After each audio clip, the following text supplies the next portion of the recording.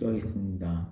하나님, 오늘 우리가 누구인지, 어떤 삶을 살아내야 하는지 알려주십시오. 그리고 그 하나님의 말씀에 따라, 그 하나님의 은혜에 따라 우리가 반응하는 귀한 믿음의 사람 되기를 소망합니다. 주님, 말씀하시고 우리의 길을 알려주십시오. 감사드립니다. 거룩하신 예수님의 이름으로 기도합니다. 아멘. 오늘 우리에게 주신 하나님의 말씀은 창세기 41장 46절에서 57절까지 말씀입니다. 51절과 52절 말씀, 두 절의 말씀을 읽겠습니다.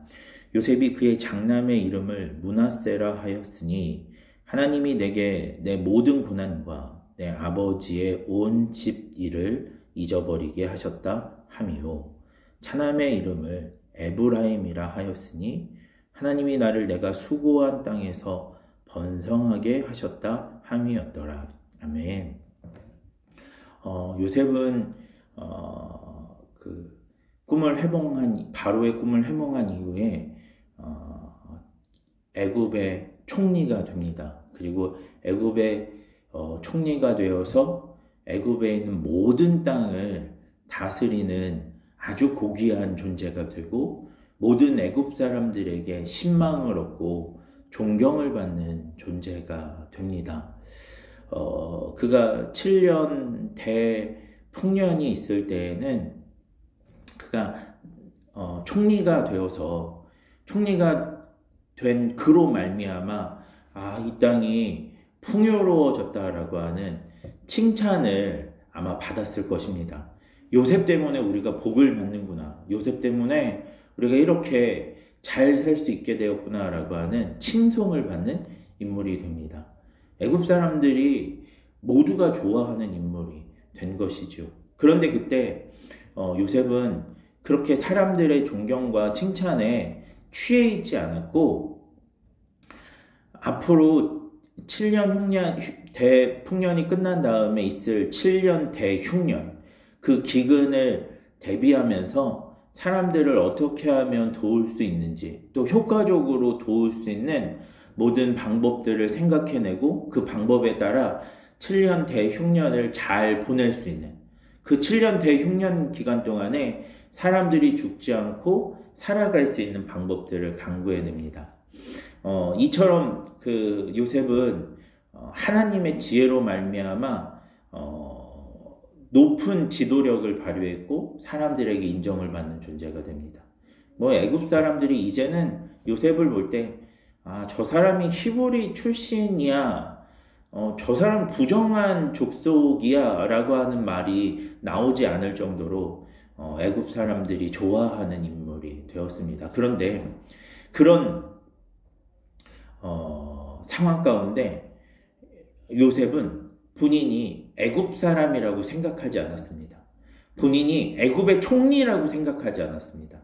오늘 요셉은 본인이 하나님의 사람이라고 하는 사실을 잊어버리지 않았고, 내가 지금 애굽의 총리가 될 수 있었던 이유가 하나님의 복과 구원을 행하기 위함이라는 사실들을 잊지 않았습니다. 그것이 극명하게 나타나는 사건이 무엇이냐면 야곱이 이때 낳은 두 아들의 이름을 므낫세, 에브라임이라고 지었던 것입니다. 므낫세라고 하는 이름은 잊어버리다.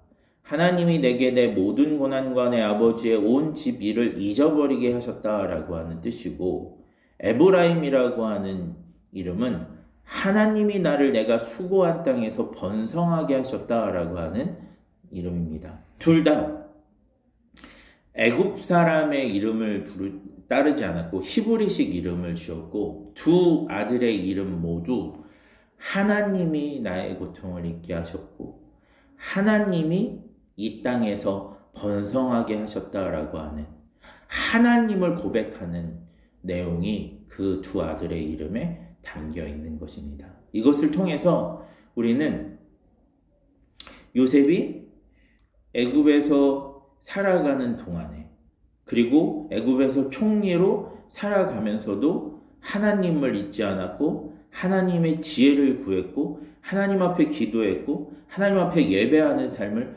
포기하지 않았다라고 하는 사실을 배울 수 있습니다.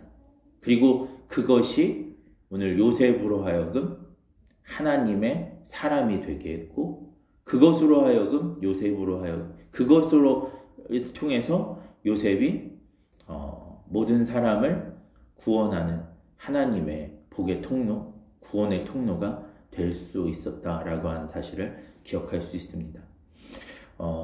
오늘 말씀을 통해서 오늘 우리가 우리의 삶의 자리에 거하는 것, 우리가 뭐 가정에서, 혹은 뭐 직장에서, 혹은 학교에서, 혹은 뭐 군대에서, 혹은 우리가 속해 있는 공동체에서 우리가 어떠한 일을 맡고 있는 것이 단순히 나의 이름이 그리고 나의 명예가 올라가기 위함이 아니라 그것을 통한 하나님의 계획이 있음을 기억해야 하는 줄 믿습니다. 요셉은 자신이 애굽의 총리가 된 것이 모든 사람을 구원하기 위한 하나님의 계획이라고 하는 사실을 잊지 않았습니다.